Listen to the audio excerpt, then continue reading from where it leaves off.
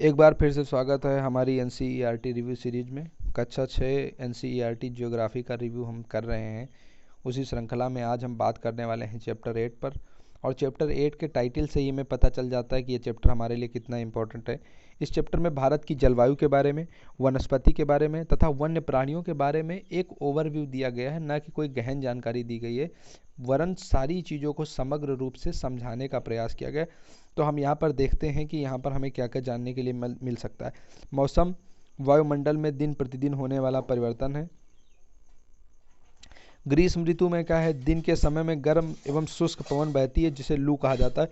यह प्रश्न कई बार पूछा गया है कि भारत में बहने वाली गर्म एवं शुष्क पवन क्या कहलाती है, तो वह पवन कहलाती है लू। ऐसे ही दुनिया भर में तमाम सारी जगहों पर गर्म और शुष्क पवनें बहती हैं।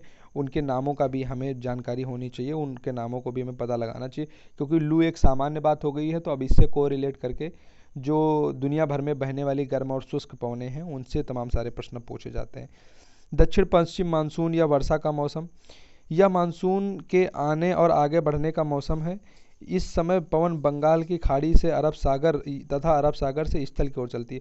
बस दो चीज़ों को आपको यहाँ पे जानना है। एक ये कि जब दक्षिण पश्चिम का मानसून आता है तो जो पवन होती है वो कहाँ से, बंगाल की खाड़ी से स्थल की तरफ, और अरब सागर से कहाँ चलती है, स्थल की तरफ चलती है। लौटने वाले मानसून में क्या होता है, भारत के दक्षिणी भागों में विशेष रूप से तमिलनाडु तथा आंध्र प्रदेश में इस मौसम में वर्षा होती है। यह प्रश्न 20 बार कम से कम पूछा गया होगा कि मानसून के लौटने पर कौन से राज्यों में विशेष रूप से वर्षा होती है। दो राज्य हैं, एक भारत का राज्य है तमिलनाडु, दूसरा है आंध्र प्रदेश। तो लौटते हुए मानसून से कहाँ कहाँ वर्षा होती है, तमिलनाडु में वर्षा होती है और आंध्र प्रदेश में वर्षा होती है। किसी स्थान पर अनेक वर्षों में मापी गई मौसम की औसत दशा को क्या कहा जाता है, वहाँ की जलवायु कहा जाता है। भारत की जलवायु मोटे तौर पर किस प्रकार की जलवायु है, तो मानसूनी जलवायु कहा जाता है। मानसून जो है वो अरबी भाषा का मौसम शब्द से लिया गया है, जिसका अर्थ मौसम होता है। भारत की स्थिति उष्ण कटिबंध में होने के कारण अधिकतर वर्षा जो होती है वो किस कारण होती है, मानसूनी पवन की वजह से होती है। तो भारत में अधिकतम वर्षा कैसे होती है, मानसूनी पवन के कारण होती है।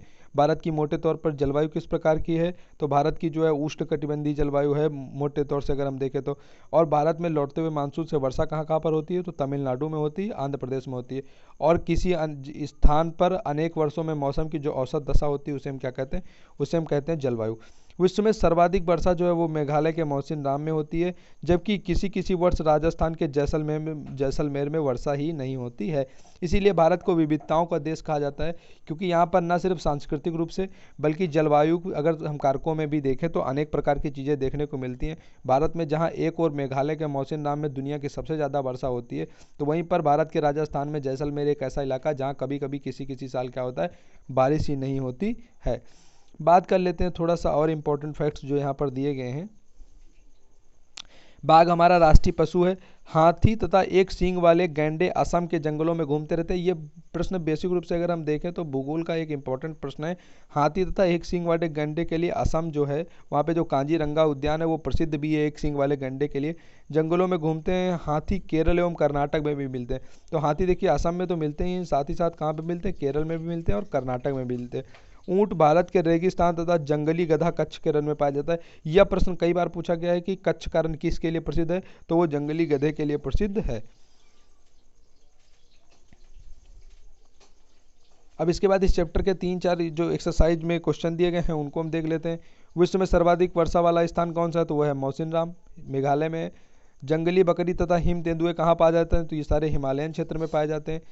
दक्षिण पश्चिम मानसून के समय आर्द्र पवनें कहाँ पर बहती है, तो जब देखिए दक्षिण पश्चिम मानसून आता है तो पवनें किस तरफ बहती है, समुद्र से स्थल की ओर बहने लगती हैं। तो ये जो कुछ इंपॉर्टेंट इसके फैक्ट्स थे, क्वेश्चन थे, छोटा सा चैप्टर था, खत्म हो गया। अगले चैप्टर में बात करेंगे कुछ और इंपॉर्टेंट फैक्ट्स और कॉन्सेप्ट पर। Thank you so much.